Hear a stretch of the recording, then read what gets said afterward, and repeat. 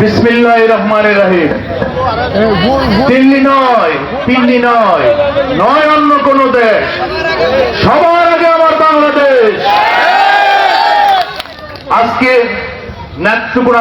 নেত্রকোনা জেলার মোহনগঞ্জ উপজেলার পৌরসভা কর্তৃক আয়োজিত ভাটি বাংলার সিংহপুরুষ, যিনি কিনা বাংলাদেশের প্রাণ হিসেবে নিজেকে রূপান্তরিত করেছেন, সেই প্রিয় নেতা আমাদের নেত্রকোনা জেলার কৃতি সন্তান জনাব লুৎফুজ্জামান বাবর ভাইয়ের ধানের শীষের নমিনি হিসেবে আগমন উপলক্ষে আয়োজিত আজকের পৌর বিএনপি কর্তৃক আয়োজিত আজকের এই জনসভায় আজকের সভার সভাপতি সঞ্চালনায় আছেন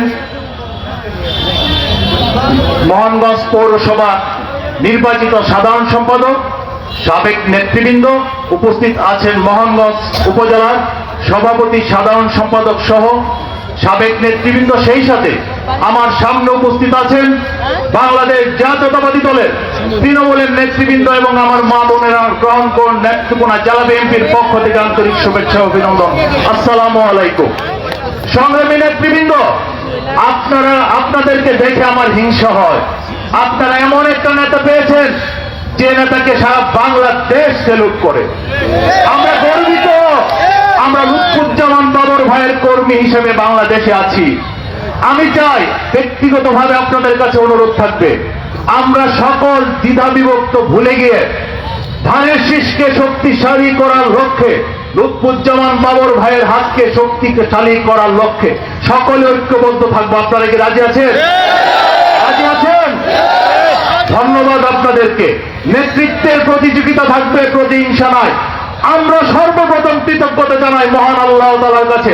আল্লাহ তাআলা আমাদেরকে ভাটি বাংলার সিংহপুরুষকে আমাদের মাঝে ফিরিয়ে দিয়েছেন। আমরা কৃতজ্ঞতা জানাই আল্লাহ তাআলার কাছে। আল্লাহ তাআলা ওনাকে সুস্থভাবে আমাদের মাঝে ফিরিয়ে দিয়েছেন।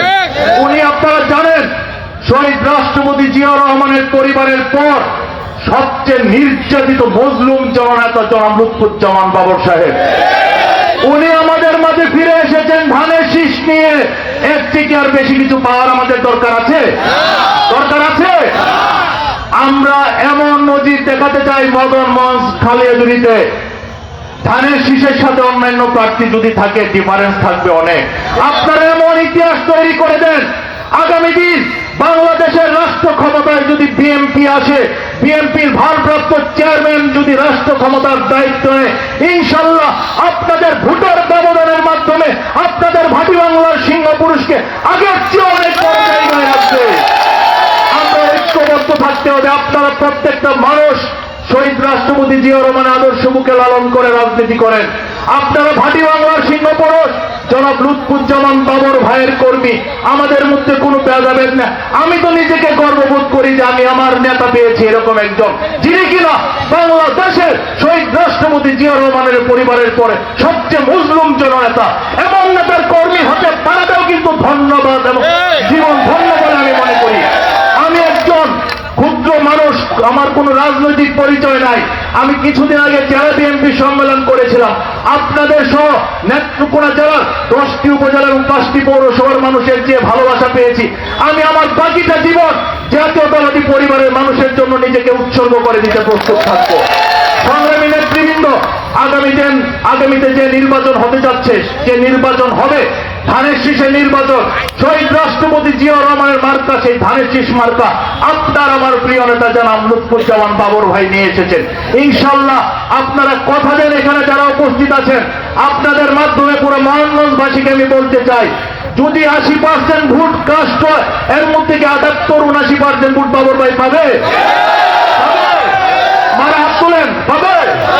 ইনশাল্লাহ পাবে। আর এরকম ডিফারেন্সে যদি আমাদের নেতাকে আমরা বিজয়ী করতে পারি, আমার নেতা, আপনাদের নেতা, বিএনপির ভারপ্রাপ্ত চেয়ারম্যান অতীতে যা দিয়েছিলেন ওনাকে, ইনশাল্লাহ অনেক ভালো জায়গা রাখতে বলে আমরা গর্ববোধ করি নিজেকে বাবর ভাইয়ের সৈনিক হিসেবে।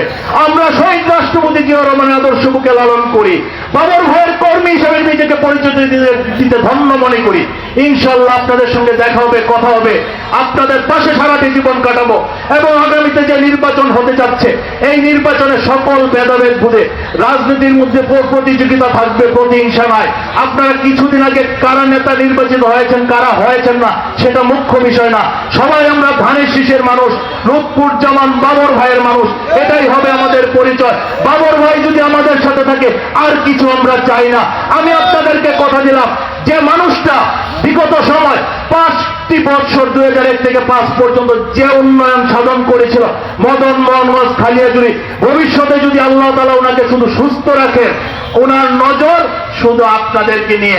আমি হিংসা করে বলতে চাই, উনি শুধু মদন মোহনগঞ্জ খালিয়াজুড়ি উন্নয়ন করলে হবে না, আমরা নেত্রকোনা জেলাবাসী ওনার কাছে আশা করি উনি আমাদের নয়নের মণি হিসেবে সমস্ত নেত্রকোনা জেলায় ওনার উন্নয়নের ছোঁয়া হয়ে যাবে বলে আমি আমার বিশ্বাস রেখে আমি আমার বক্তব্য শেষ করলাম।